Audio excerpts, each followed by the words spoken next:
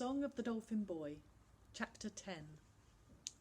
There was a long silence as everyone tried to think what to do. "If we could get hold of some explosives," Charlie said at last, "we could blow up the supermarket building. Then they wouldn't be able to have the opening ceremony at all." "Yes, and spend the rest of our lives in jail," said Jazz witheringly. "How could we get any explosives?" said Amir. "And anyway, wouldn't that be terrorism?" "Miners use them down the mines," said Charlie doubtfully. No one thought this was worth answering. "Couldn't we just go and talk to them and tell them what would happen?" burst out Finn. "Nobody wants to kill things, surely."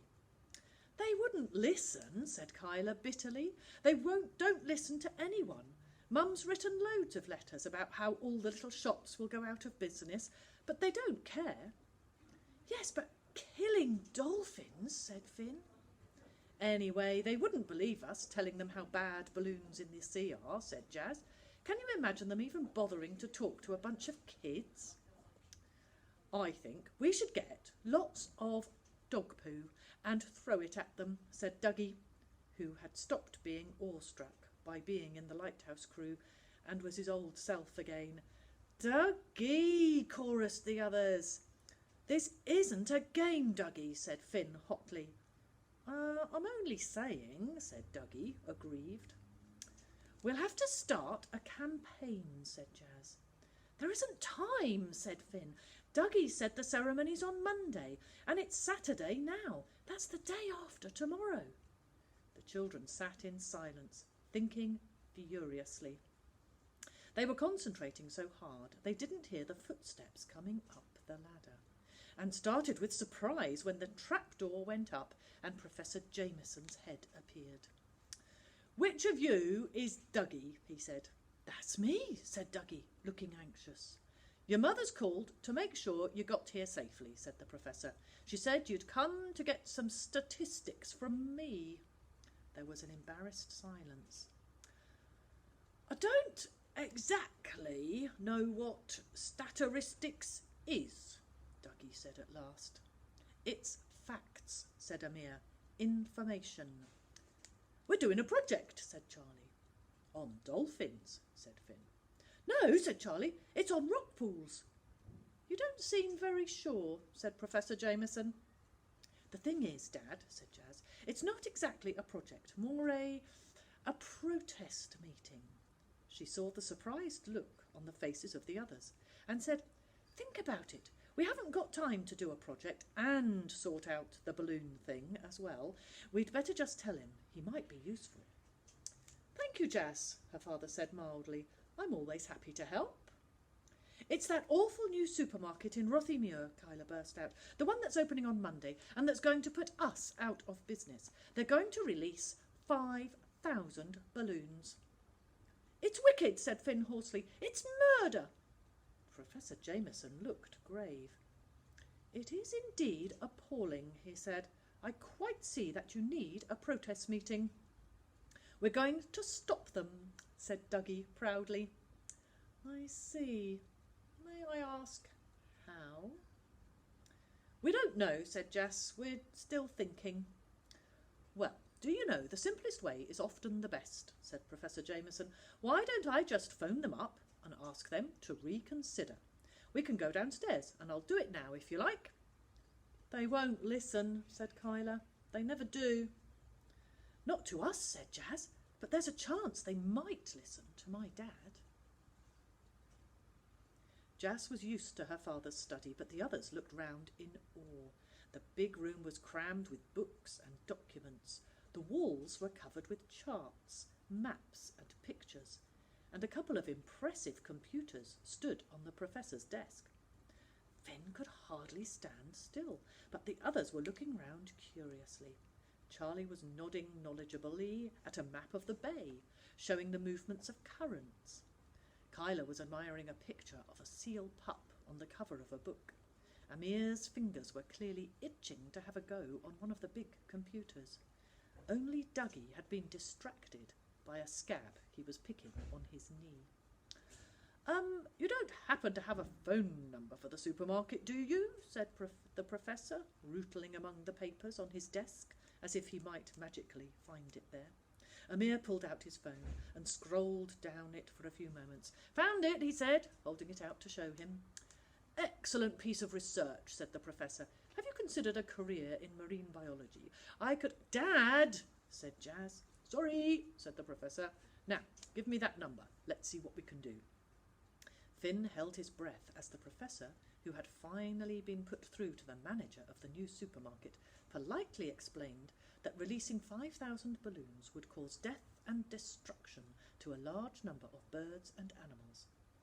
But it was clear that the conversation was not going well.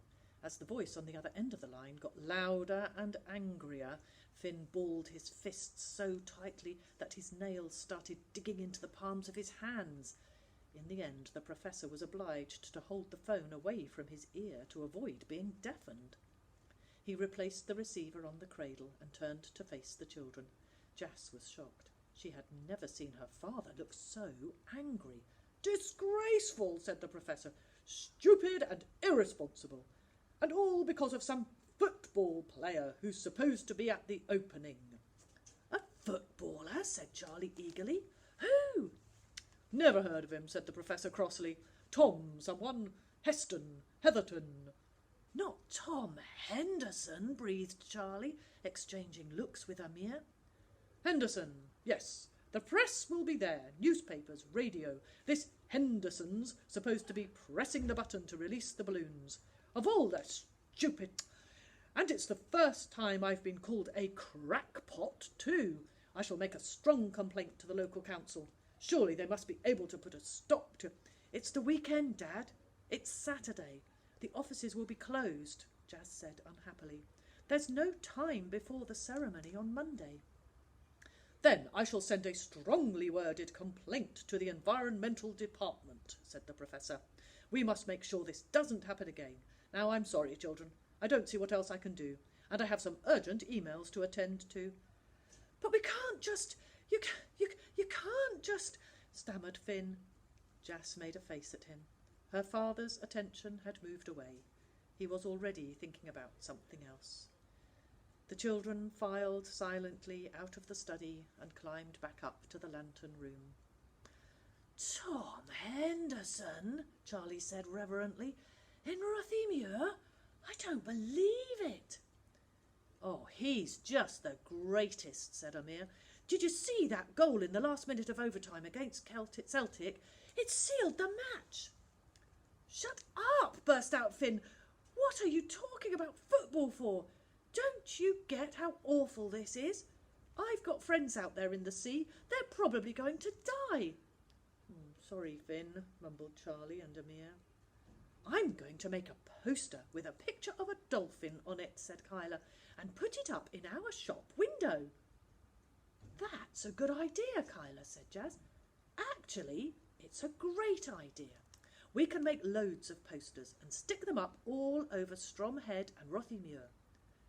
Yes, with a picture of a dolphin and "Don't release balloons" written underneath.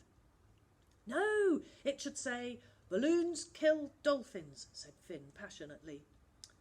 It's not just dolphins, is it, said Jas. It's birds and seals and everything.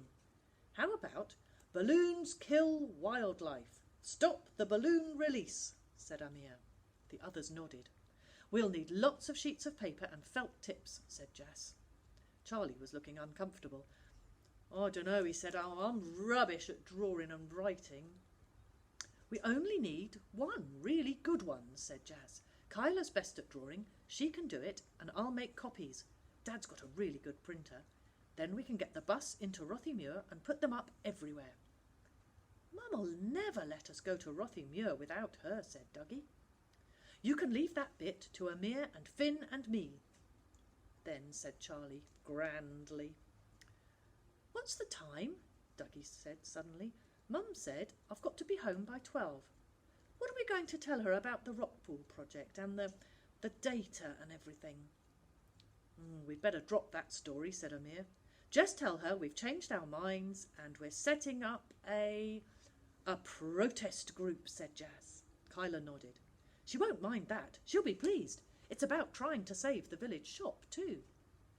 But tell her we're going to save the dolphins as well, said Finn, because somehow or other we've just got to do it.